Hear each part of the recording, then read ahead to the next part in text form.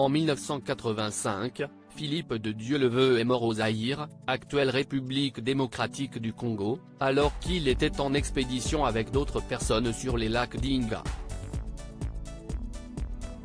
6 de ses coéquipiers sont décédés avec lui, dont Richard Janel, photographe de Paris Match. Dans le cadre de l'Africa Raft, ils avaient pour projet de traverser l'Afrique d'Est en ouest en bateau pneumatique, ce qui représentait un parcours de 5000 km. Un défi presque impossible et jamais relevé auparavant, tant les courants sont dangereux et où le débit peut atteindre 80 000 m3 par seconde, comme nous l'apprend le nouveau numéro de Paris Match paru ce jeudi 9 février. 2 membres de l'équipe ont d'ailleurs renoncé à la dernière minute. Jean-Louis Amblard et le docteur François Laurenceau. Ils seront les seuls survivants. J'avais peur, je vous le dis franchement. On avait fait une reconnaissance en avion la veille.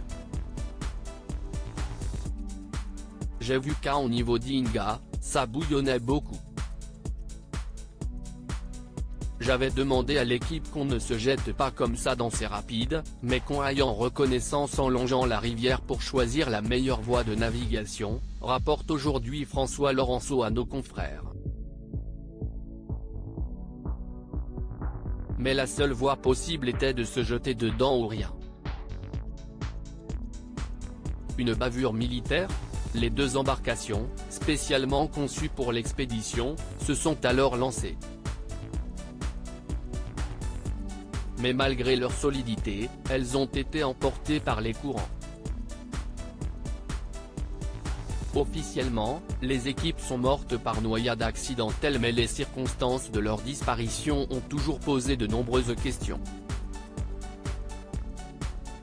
Beaucoup estiment qu'il s'agissait en réalité d'une bavure de l'armée zaïroise, dont Alexis de Dieuleveux, le neveu de Philippe de Dieuleveux.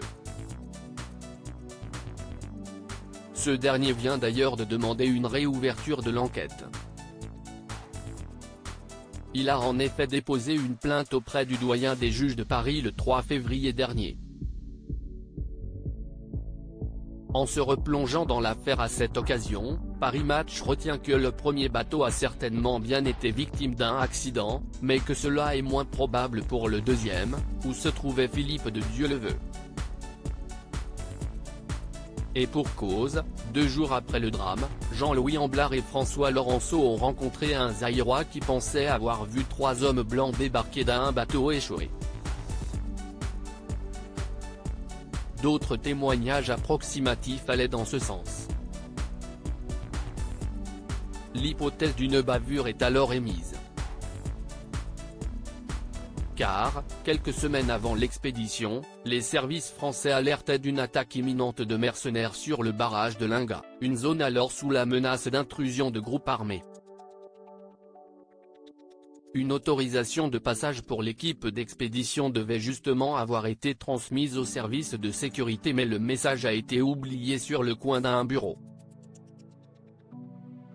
Une connerie, si est-il des années plus tard, en 1994, l'affaire devient plus floue avec la sortie du livre d'un ancien militaire zaïrois qui parle de prise d'otages et d'assassinat.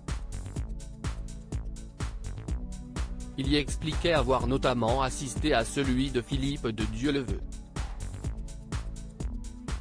À ce moment-là, Jean, le frère aîné du présentateur dépose une plainte contre X pour meurtre. Un non-lieu a été prononcé en 2004.